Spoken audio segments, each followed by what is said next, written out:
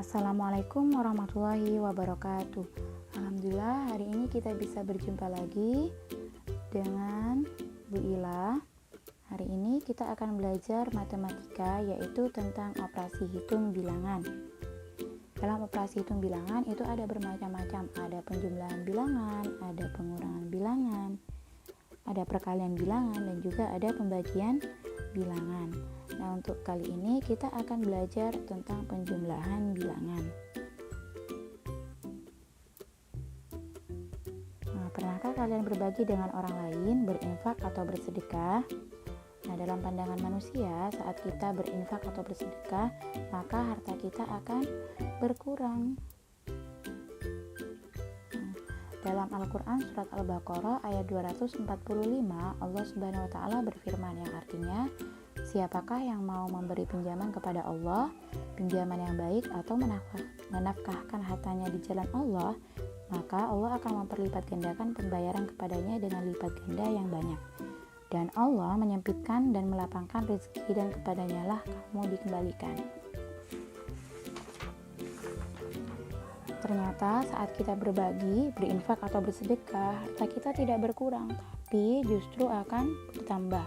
Allah Subhanahu wa Ta'ala memberikan ganjaran berlipat ganda. Nah, dalam pelajaran ini kita akan belajar tentang konsep bertambah.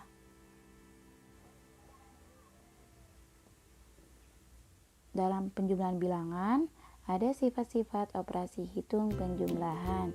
Nah, kita perhatikan 4 ditambah 8 sama dengan 12. Kemudian jika Bu Guru balik, 8 ditambah 4 sama dengan 12.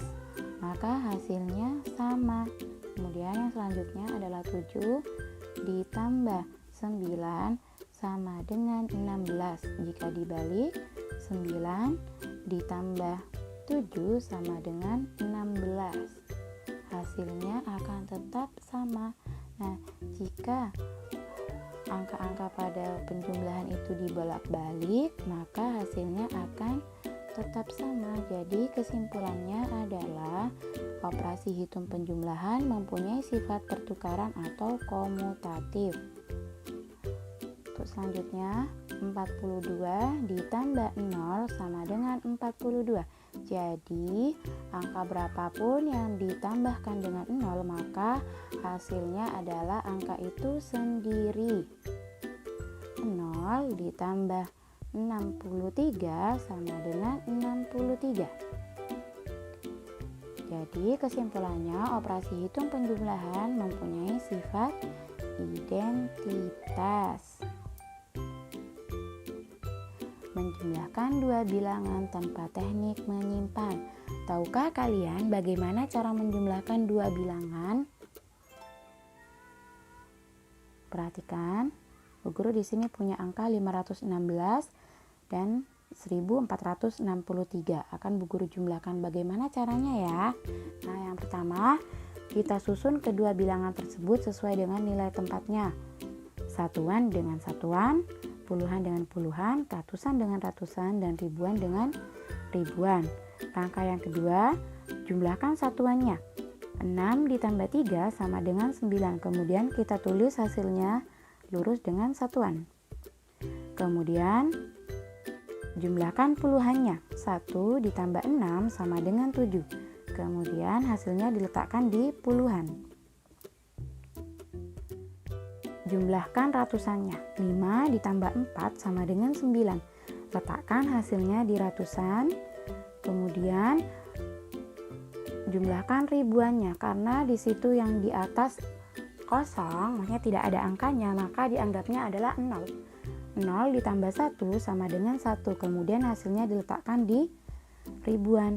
Nah, Bu Guru di sini ada contoh soal. 4.420 ditambah 369. Kita hitung, kita jumlahkan dulu dari satuannya. 0 ditambah 9 sama dengan 9, 2 ditambah 6 sama dengan 8, 4 ditambah 3 sama dengan 7, dan 4, karena di situ kosong kita anggap 0. 4 ditambah 0 sama dengan 4. Jangan lupa jika ada angka ribuan, maka sebelum angka ratusan itu diberi titik. Nah, contohnya seperti itu. Atau di belakangnya ribuannya yang diberi titik ya. Hasilnya 4.789. Selanjutnya 3.267 ditambah 6.512,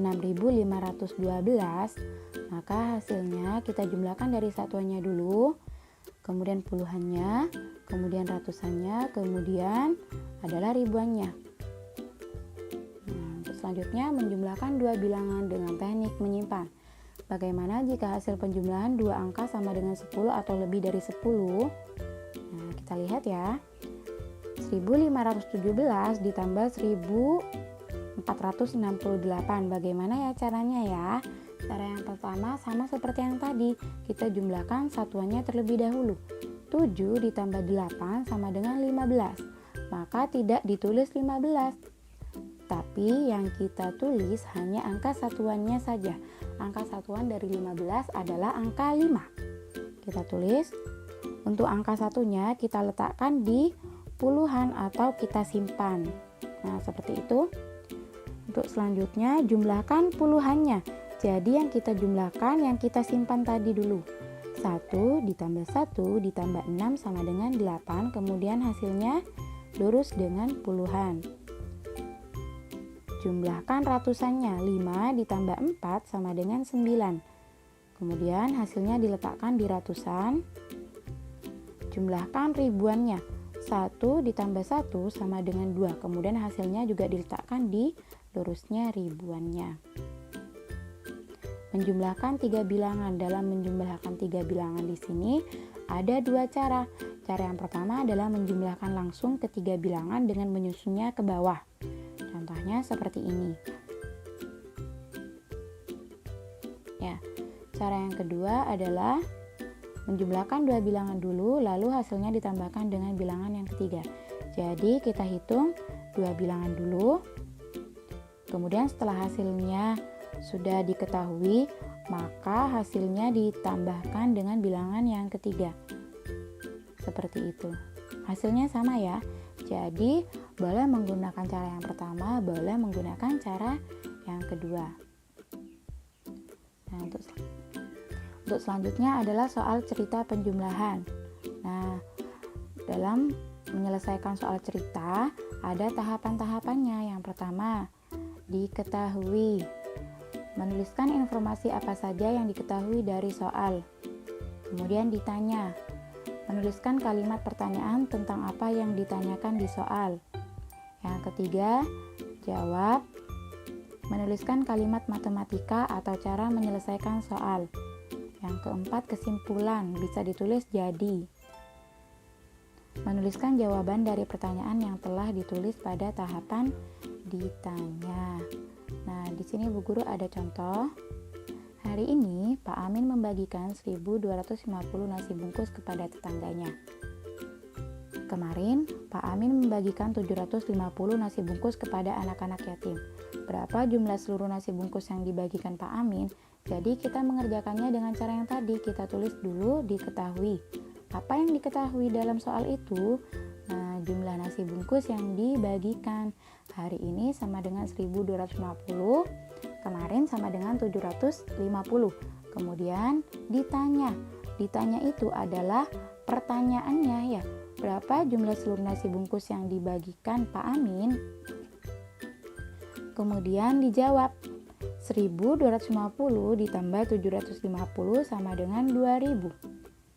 Kita tulis kesimpulannya. Jadi, jumlah seluruh nasi bungkus yang dibagikan Pak Amin adalah 2.000. Sampai di sini paham ya anak-anak ya? Jadi, dalam soal cerita itu ditulisnya diketahui, ditanya, jawab, dan jadi. Untuk menguji pemahaman kalian, Bu Guru akan memberikan tugas, yaitu kerjakan latihan 2 di halaman 29 sampai 30 dan kerjakan latihan 4 di halaman 32 sampai halaman 33. Untuk Yang latihan 4 karena soal cerita dikerjakannya seperti contoh yang tadi. Jadi diberi diketahui, ditanya, jawab, dan jadi. Untuk tugasnya silakan dikerjakan di buku tulis. Untuk yang soal cerita tadi yang latihan 4, untuk soalnya tidak usah ditulis ya. Kalian mengerjakannya hanya jawabannya saja, menuliskan jawabannya saja. Seperti yang tadi, diketahui, ditanya, jawab, dan jadi ya. Alhamdulillah untuk materi kali ini sudah selesai. Semoga materi kali ini bermanfaat. Tetap jaga kesehatan, tetap semangat belajarnya meskipun belajarnya di rumah ya. Bu Ila akhiri, Bu Ila ucapkan terima kasih. Wassalamualaikum warahmatullahi wabarakatuh.